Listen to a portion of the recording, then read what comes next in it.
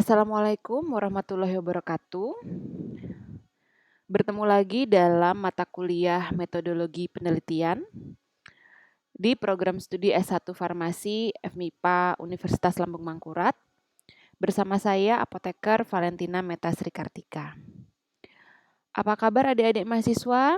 Semoga semua dalam keadaan sehat walafiat dan siap untuk mengikuti perkuliahan. Harapan saya meskipun Anda mendengarkan atau menyimak perkuliahan secara online, tapi tidak mengurangi konsentrasi, fokus, dan juga esensi dalam materi yang disampaikan di perkuliahan. Materi hari ini adalah tentang skala pengukuran dan instrumen penelitian.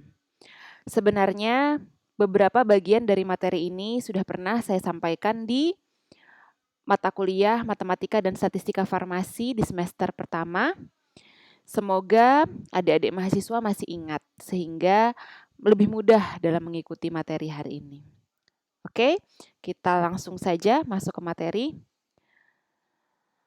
Yang pertama adalah karena kita membahas tentang skala pengukuran dan instrumen penelitian. Jadi, skala pengukuran dan instrumen penelitian itu erat kaitannya dengan pengambilan data, ya.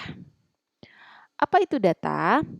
Data dalam penelitian Anda nanti adalah bahan mentah yang perlu diolah sehingga menghasilkan informasi atau keterangan baik kualitatif maupun kuantitatif digunakan sebagai dasar untuk menarik kesimpulan. Jadi, data yang Anda dapatkan, data mentah yang Anda dapatkan saat penelitian itu perlu dianalisis sehingga data yang Anda dapatkan itu berbahasa, informatif. Dan data itu dapat ditarik kesimpulan sehingga hasil kesimpulan dari penelitian Anda itu sebenarnya apa sih intinya? Nah, berdasarkan cara memperoleh data, itu ada data primer dan juga data sekunder.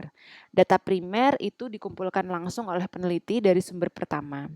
Sedangkan data sekunder itu tidak langsung dikumpulkan oleh peneliti, tapi diterbitkan dengan pihak lain. Adik-adik mahasiswa bisa mengasih contoh kira-kira masing-masing data primer itu apa, data sekunder itu apa? Misal data primer Anda langsung ke masyarakat, menanyakan berbasis kuesioner. Nah, jawaban dari kuesioner itu merupakan contoh dari data primer. Sedangkan data sekunder apa? Misalnya dalam penelitian farmasi klinis komunitas, Anda mengambil data, contohnya data di rumah sakit, data hasil rekam medik, data biaya dari bagian BPJS. Nah, itu kan sudah dikumpulkan oleh perawat, sudah dikumpulkan oleh dokter, sudah dikumpulkan oleh farmasis. Nah, itu adalah termasuk data sekunder. Data dari mereka Anda olah kembali, nah itu adalah contoh data sekunder. Sedangkan berdasarkan waktu pengumpulannya, data bisa dibagi menjadi data time series dan juga data cross-section. Time series adalah dikumpulkan dari waktu ke waktu pada satu objek dengan tujuan menggambarkan perkembangan dari objek tersebut. Sedangkan data cross-sectional adalah dikumpulkan pada satu periode tertentu dengan beberapa subjek dan tujuan untuk menggambarkan keadaan.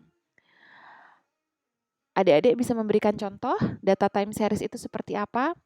Data time series itu misalnya data pada penelitian cohort. Jadi penelitian yang diikuti ke depan, Anda mengambil responden 1 pada hari ini, kemudian Anda mengambil data misalnya 2 minggu kemudian. Itu salah satu contoh data time series. Atau case control. Jadi datanya misalnya pasien mulai minum obat 2 minggu yang lalu, Anda ambil datanya melalui rekam medik, kemudian 2 minggu setelahnya Anda ambil lagi melalui rekam medik atau misalnya langsung bertemu dengan pasien. Nah, itu adalah contoh data time series. Sedangkan data cross-section itu yang diambil satu kali. Misalnya Anda di puskesmas bertemu dengan responden, pada saat itu cuma satu kali Anda mengambil data pada responden tersebut, itu contoh data cross-section. Berdasarkan sifatnya, ada data kualitatif, ada data kuantitatif. Kalau kualitatif itu tidak berupa angka, tapi berupa kalimat. Cara memperolehnya adalah dengan cara wawancara, diskusi, fokus group discussion, atau ketika Anda mengobservasi di lapangan, kemudian Anda mendeskripsikan apa yang terjadi di lapangan. Itu contoh data kualitatif. Sedangkan data kuantitatif adalah data yang berupa angka. Dan data tersebut dapat diolah dan dianalisis dengan teknis analisis statistik. Nah, skala pengukuran data, Anda ingat-ingat lagi, ini pernah saya bahas di semester pertama, dibagi menjadi skala nominal. Skala nominal ini berdasarkan namanya, mengelompokkan objek penelitian berdasarkan kategori atau kelompok tertentu. Misalnya gender, ada laki-laki, ada perempuan. Jenis pengobatan, ada tunggal, ada kombinasi. Bentuk sediaan obat, ada tablet, ada kapsul, ada injeksi. Nah, kalau Anda perhatikan, data nominal itu datanya tidak berupa angka ya, dia berupa nama. Nah, berupa nama dia dikelompokkan berdasarkan kategori atau kelompok tertentu, ini berdasarkan gender. Ini berdasarkan jenis pengobatan. Ini berdasarkan bentuk sediaan farmasi. Namun khasnya dari skala nominal itu adalah dia tidak terdapat urutan atau tidak terdapat scoring. Apakah laki-laki urutannya lebih tinggi daripada perempuan? Tidak.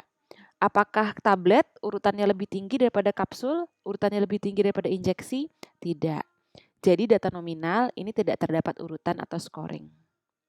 Nah, bagaimana menginterpretasikan atau membahasakan data tersebut dalam angka atau dalam grafik atau dalam analisis statistik itu biasanya sebagai frekuensi.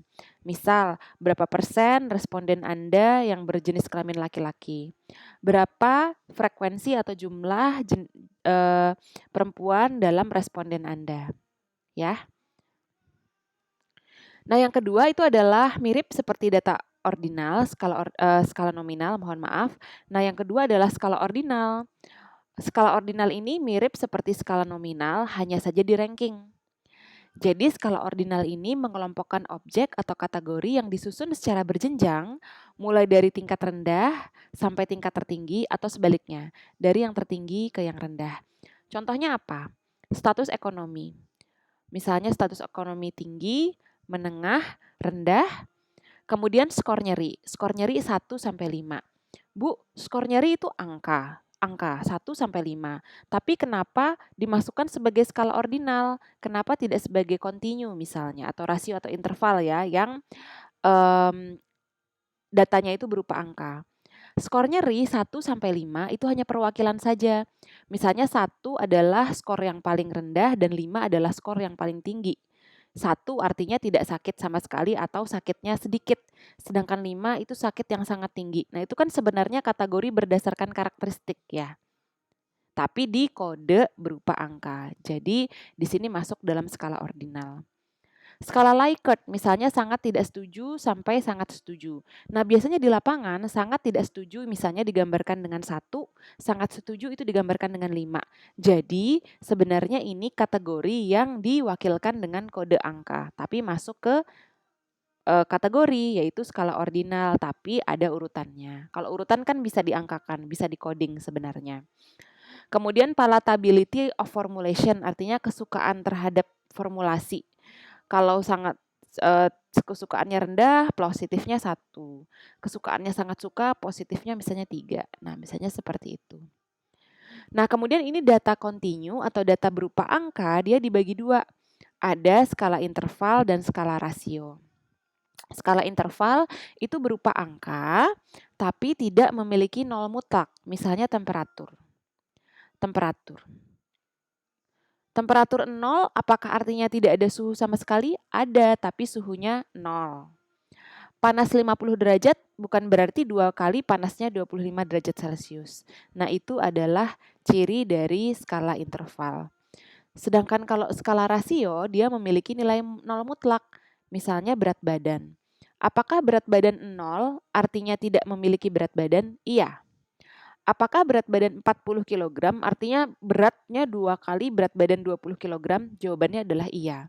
Nah, itu adalah ciri skala rasio. Nah, misalnya di sini ya. Kalau di sini kriterianya? Apakah ada order atau ada tingkatannya? Ordinal, interval, dan rasio itu ada tingkatannya yang paling rendah ke paling tinggi. Apakah bisa dihitung? Semuanya bisa dihitung frekuensinya. Apakah bisa dihitung atau diidentifikasi modus atau data yang paling sering? Bisa. Apakah bisa diidentifikasi data menengah? Hanya ordinal, interval, dan rasio. Karena ordinal, interval, rasio itu kan bisa diangkakan. Sedangkan nominal, misalnya laki-laki, perempuan, itu tidak bisa dicari mediannya. Apakah bisa dirata-ratakan? Tidak bisa untuk nominal dan ordinal, tapi untuk interval dan rasio dia bisa dirata-ratakan karena dia memiliki nilai. Kalau ordinal kan nilainya itu hanya coding. Misalnya Anda mengcoding skala nyeri 1 sampai 5. 1 artinya nyeri sedikit, 5 artinya sangat nyeri. Itu tidak bisa dirata-ratakan ya, karena misalnya rata-ratanya 2,5, 2,5 dia belongs to apa? Yang ada Anda codingnya 2 sama 3, tapi nggak ada 2,5 itu belongs to apa, ya. Kemudian can quantify the difference between each values, ya bisa dikuantifikasi ya. Can dapat ditambah dikurangi, iya untuk interval dan rasio. Dapat dikali dan juga dapat dibagi itu hanya yang rasio, karena rasio tadi ada nilai nol mutlaknya, 40 sama dengan 20 dikali 2. Tapi interval kan misalnya suhu 50 tidak sama dengan 2 kali 25. Jadi tidak bisa dikali dan juga tidak bisa dibagi. Memiliki nilai nol mutlak itu hanya rasio.